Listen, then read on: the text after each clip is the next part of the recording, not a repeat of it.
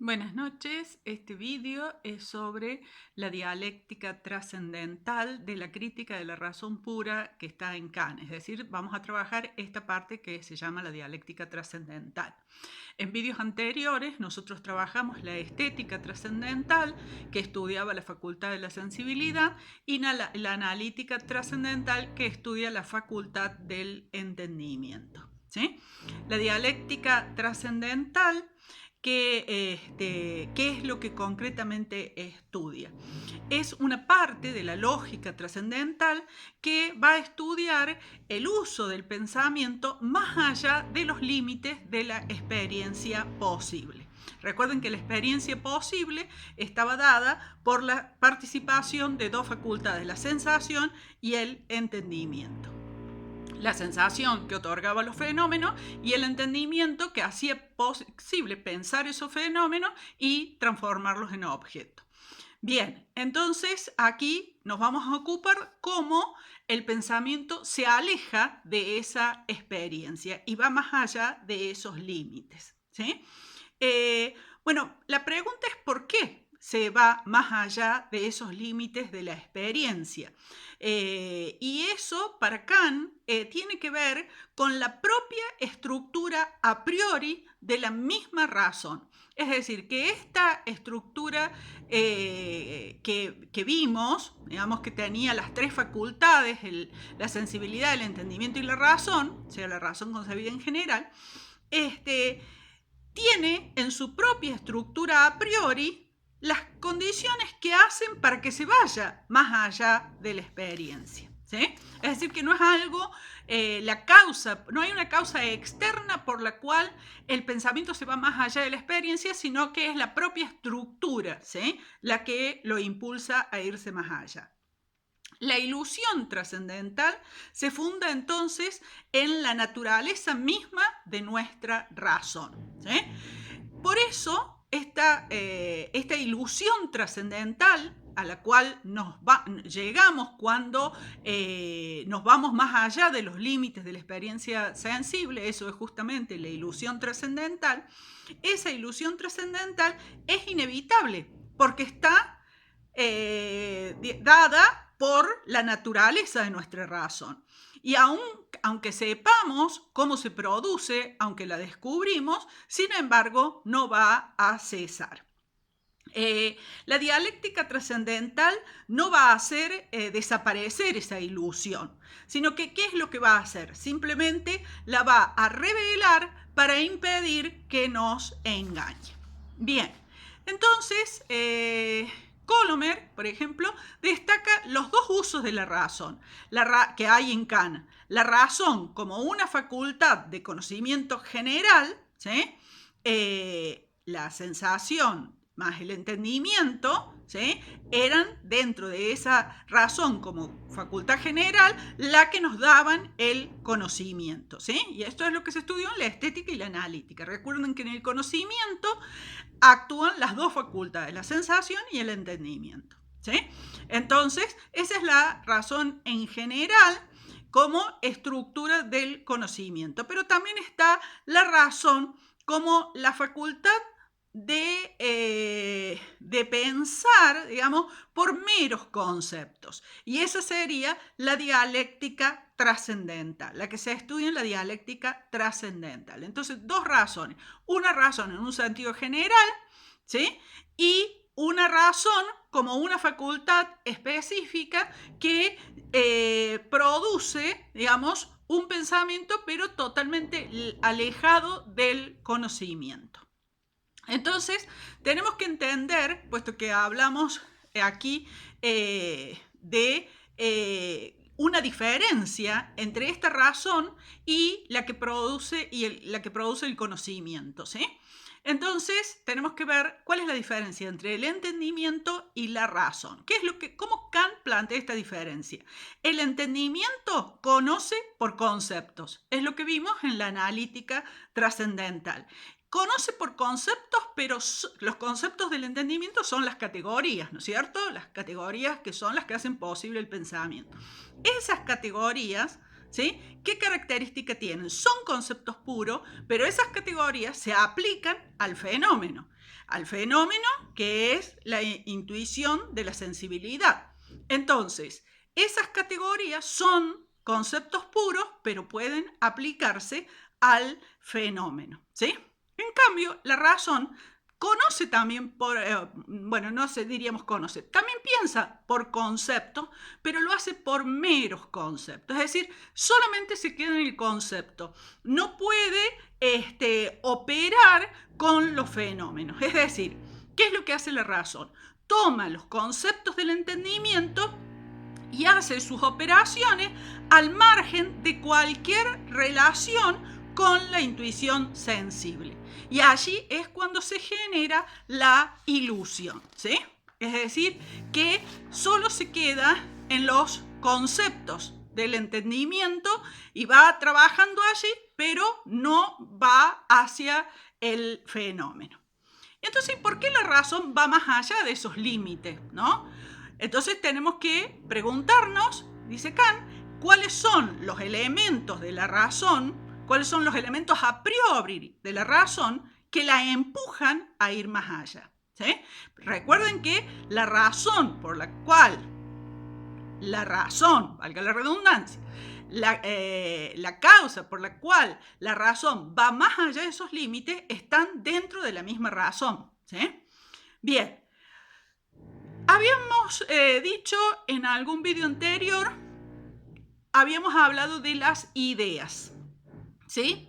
Las ideas, que van a ser los conceptos a los cuales va a producir la razón, esas ideas son conceptos puros, ¿sí? Son conceptos puros. Fíjense que, recordemos lo que habíamos dicho, las categorías también son conceptos puros, ¿sí? Entonces, ¿cuál es la diferencia entre las ideas y las categorías? Las categorías son conceptos puros que se aplican a los fenómenos, ¿sí? En cambio, y por eso producen conocimiento. En cambio, las ideas son conceptos puros, pero que no se aplican a la experiencia, no se aplican a los fenómenos. Por lo tanto, no producen conocimiento, ¿sí? ¿Producen qué cosa? Ilusión trascendental. ¿De dónde provienen las ideas? ¿Sí? Estas ideas, ya habíamos dicho, provienen de la misma razón. ¿Cómo? Bien, recordemos lo que hace cada facultad. La sensibilidad intuye, el entendimiento piensa y la razón raciocina, ¿sí? O sea, razona, como su nombre lo dice. Acá, ¿qué va a entender por razonamiento? Razonamiento va a ser el razonamiento deductivo, ¿sí? Un razonamiento es deductivo cuando la relación entre sus premisas y su conclusión es una relación necesaria, necesidad lógica. Es decir, que la conclusión se sigue necesariamente de las premisas. ¿Qué son las premisas y qué son la conclusión? Son juicios, ¿sí? Enunciados. Entonces, lo que decimos es que la conclusión se obtiene a partir de las premisas, ¿sí? O sea, el juicio que está en la conclusión se obtiene de los juicios que están en las premisas. Y aquí lo que tenemos es un movimiento, no como la intuición que es inmediata, que esto es mediato, ¿sí? O sea, que la conclusión se obtiene por medio de las premisas. Entonces, se parte de una proposición, se parte de un enunciado y por medio de otra se llega a una conclusión. El modelo clásico de este razonamiento deductivo es el silogismo, ¿sí? Y un silogismo, un ejemplo, por ejemplo, si ponemos en la primera premisa, todos los griegos son hombres, segunda premisa, todos los hombres son mortales, conclusión, todos los griegos son mortales, ¿sí? Entonces allí, ¿qué tenemos? Los dos primeros juicios, todos los griegos son hombres y todos los griegos son mortales, esos dos juicios serían las premisas. La conclusión, todos los griegos son mortales. Entonces, la última conclusión se llega por medio de las premisas, ¿sí? Bien, entonces, eso es lo que hace la razón. Pero resulta que la razón no se queda ahí, ¿sí? Empieza a decir, bueno, todo bien, pero a ver, la premisa que tenemos también puede ser conclusión de un juicio, ¿sí? O sea, es premisa en este juicio, pero a su vez puede ser conclusión de otro juicio. Entonces, si por ejemplo tomamos todos los griegos son mortales, como que era una de las premisas del juicio que dimos, del raciocinio que dimos recién, podemos ver cómo transformarla en conclusión de otro raciocinio. Por ejemplo, si decimos todos los griegos son seres racionales, todos los seres racionales son seres humanos, entonces todos los griegos son seres humanos, ¿sí? Entonces allí vemos que el juicio que era premisa en un razonamiento se transforma en conclusión de otro razonamiento, ¿sí? Entonces, este movimiento constante de la razón, ¿sí?, es lo que la va a llevar a la ilusión trascendental. ¿Cómo? Fíjense, la unidad entonces que va a producir la razón no es como la unidad que produce el entendimiento. La unidad que producía el entendimiento reunía la multiplicidad del fenómeno, ¿sí? Eso es lo que vimos en la analítica. Aquí la unidad que produce la razón es de otro tipo. La razón va buscando lo incondicionado, ¿sí? Entonces, fíjense que si nosotros decimos todos los seres humanos son mortales, todos los seres humanos, o sea, los seres humanos, va a condicionar la mortalidad, ¿sí? ¿Por qué son mortales? Porque son seres humanos. Entonces, la razón va buscando eso incondicionado.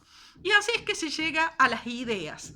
Porque las ideas, o sea, porque ser humano no es incondicionado, ¿sí? Porque eso lo podemos derivar de otro juicio, como vimos recién. Entonces, así siempre la razón va buscando lo incondicionado y va haciendo razonamientos, o sea, va escalando en los razonamientos.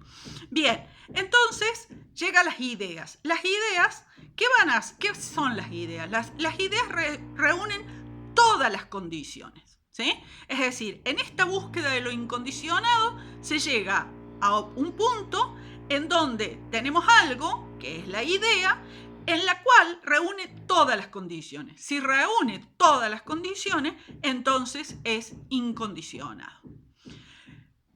Bien, para Kant hay tres ideas y vamos a ver cómo esas tres ideas llegan a, digamos, se llega a esas tres ideas a partir de los tres tipos de silogismos. Nosotros, en la clasificación de los juicios, teníamos los juicios de acuerdo a su relación, ¿sí? Teníamos los juicios categóricos, los juicios hipotéticos y los juicios disyuntivos. Cuando nosotros tenemos un razonamiento que está constituido por juicios categóricos, entonces tenemos el silogismo categórico. Ese silogismo categórico, recuerden lo que era el juicio categórico, ¿sí? Era el que establecía la relación entre sujeto y predicado, ¿sí?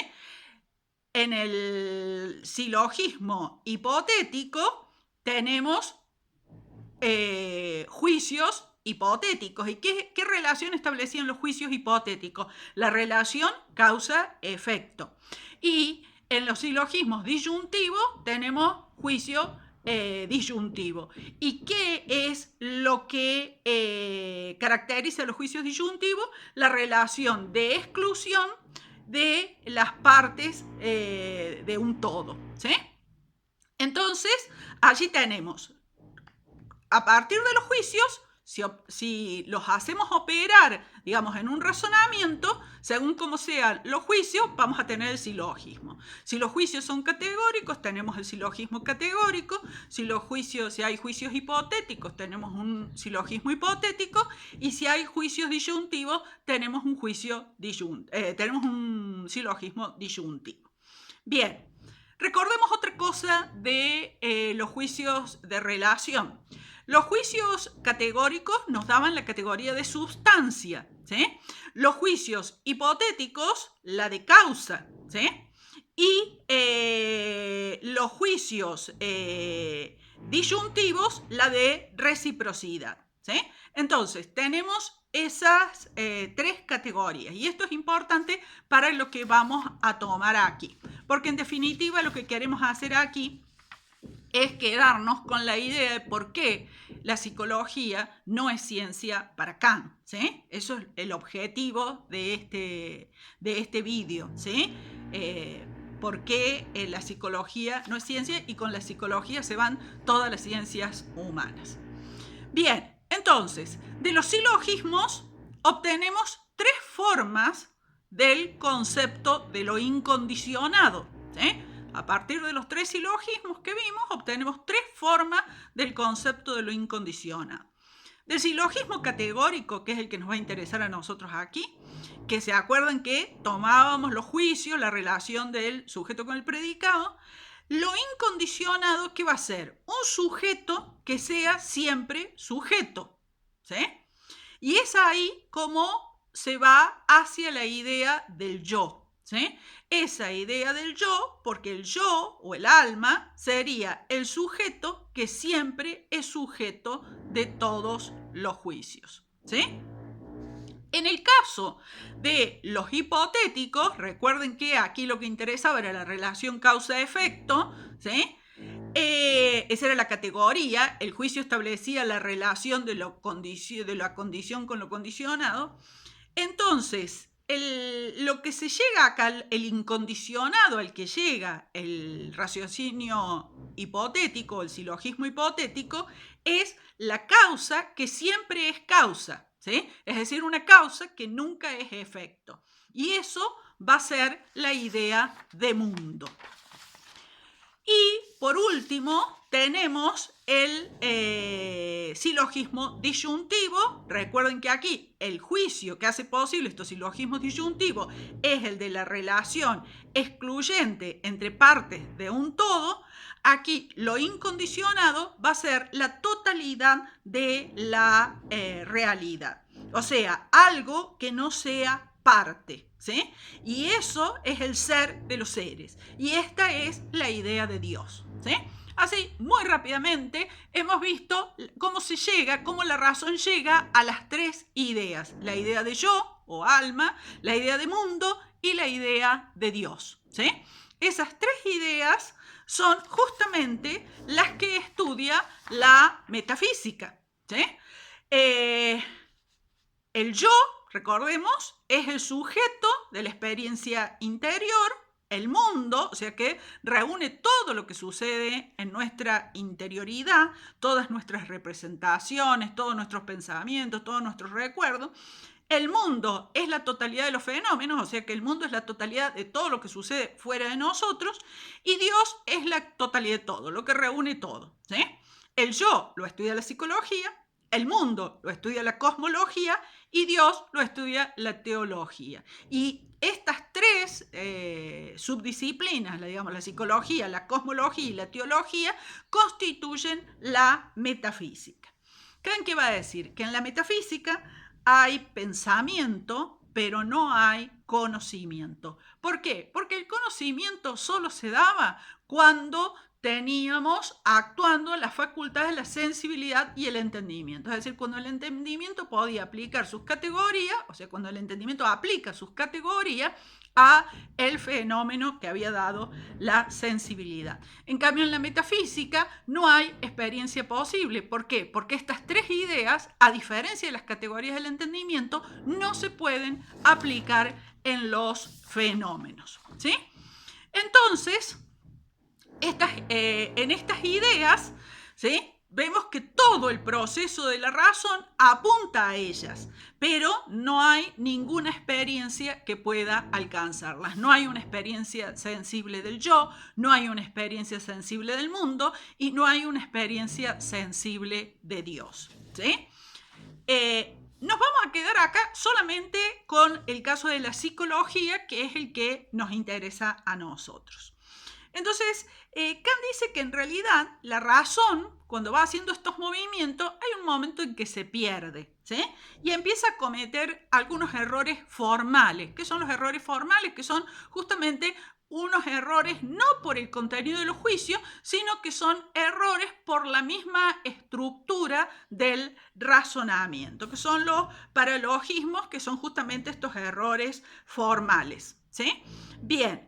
¿Y cómo se llega al yo? Porque aquí decir que el yo como idea, es pensar en el yo como sustancia, ¿sí? ¿Qué quiere decir eso? Que hay algo que es yo, ¿sí? El yo como sustancia, ¿sí? Sería justamente eso, es decir, que hay un tipo de entidad que es el yo. Ese yo como sustancia es lo que Kant va a mostrar que es resultado de un error formal, de un error lógico, ¿sí?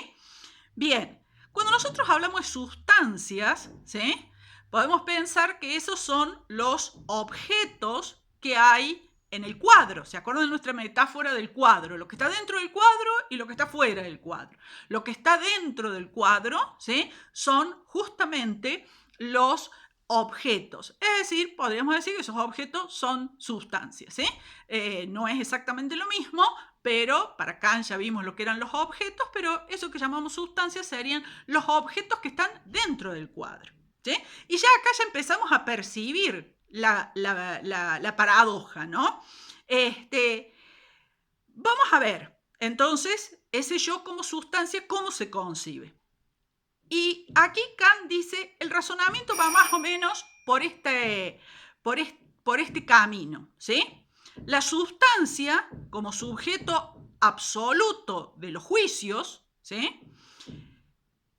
Eso es el objeto. O sea, la sustancia es un sujeto absoluto de los juicios, ¿sí? Y eso es el objeto.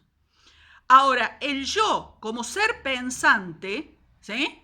Que soy sujeto de todos mis juicios, aquí estamos hablando del sujeto trascendental. Y el sujeto trascendental es diferente de los objetos. Es decir, que aquí tenemos un razonamiento que está utilizando al yo, digamos, o al sujeto mejor, como dos sentidos distintos. O sea, en una premisa dice que el sujeto absoluto de los juicios es una sustancia. Bien, en la segunda premisa dice que el yo, ser pensante, soy sujeto de todos mis juicios, ¿sí? Y de ahí se infiere que yo soy sustancia. Pero aquí el error consiste en que en el primer juicio, ¿sí? Sujeto está, al ser sustancia, está pensado como objeto, ¿sí? Es decir, dentro del cuadro. Y en el segundo juicio, yo, sujeto de todos mis juicios, está pensado como un yo trascendental, es decir, como un sujeto trascendental, ¿sí? Entonces, el sujeto trascendental está fuera del cuadro, ¿sí? Por lo tanto, el sujeto trascendental que hace posible el cuadro y los objetos que están en el cuadro son diferentes. Por lo tanto, ya tenemos ahí una diferencia. Fuera del cuadro y lo que está dentro del cuadro, ¿sí? Fuera del cuadro tenemos el sujeto trascendental, dentro del cuadro tenemos los objetos. Entonces, querer pensar al yo como una sustancia es una paradoja y se produce por un error lógico, por tomar a sujeto en dos sentidos distintos, como sustancia, es decir, como objeto dentro del cuadro, y como ser pensante, como sujeto trascendental fuera del cuadro. Entonces, fuera del cuadro lo que está es el yo como autoconciencia, ¿sí? Que es el sujeto trascendental. Y dentro del cuadro habría un yo ontológico o sustancial. Y que supuestamente es lo que se podría conocer. Pero dice Kant, pero son diferentes, ¿sí? Entonces yo no puedo conocer el yo autoconciencia, ¿sí? Yo no puedo conocer ese yo. Puedo tener conciencia de sí, pero no puedo conocerlo, ¿sí? Y esto es lo que habíamos visto desde el comienzo, ¿sí? Entonces, esto es justamente lo que Kant muestra, o sea, volvemos de nuevo a la metáfora de lo que está fuera del cuadro y lo que está dentro del cuadro. Por eso para Kant no es posible las ciencias humanas, o sea, no hay posibilidad de las ciencias humanas. Bueno, Kant trata la psicología porque es la disciplina de su época, pero no es posible la psicología como ciencia porque la psicología se estaría fundando en una idea que es producto de un error lógico y que además no se puede aplicar a ninguna experiencia sensible. Entonces, sintetizando, vemos que la idea del yo es una ilusión trascendental a la que la misma razón ha llegado y por lo tanto allí se ha perdido, ¿sí? En esa búsqueda de lo incondicionado llega a esta idea que es un espejismo, es un engaño, es una ilusión trascendental que produce la misma razón. Y volvemos de nuevo. La diferencia entre postular un yo como autoconciencia, sujeto trascendental, que estaría fuera del cuadro, y un yo como ontológico o sustancial, que sería un objeto y estaría dentro del cuadro. Querer poner ese yo sujeto, ¿sí?, trascendental en el interior del cuadro, eso genera paradojas, eso genera problemas y Kant las busca evitar mostrando que hay dos sentidos distintos de sujeto, ¿sí? Y que el yo trascendental nunca puede ser objeto de conocimiento. O sea, para Kant es posible la conciencia de sí, pero no el conocimiento de sí. Va a tener que llegar Freud para decir, bueno, no, también podemos conocer al yo o al alma, ¿sí? Que es justamente lo que tenemos en el texto de Freud, ¿sí? Va a tomar el mismo juego de Kant, digamos, la misma estructura, solo que va a decir si hay una experiencia posible del yo, pero a través no de los sentidos, sino a través de la conciencia. Bueno, muchas gracias y nos vemos en próximos vídeos.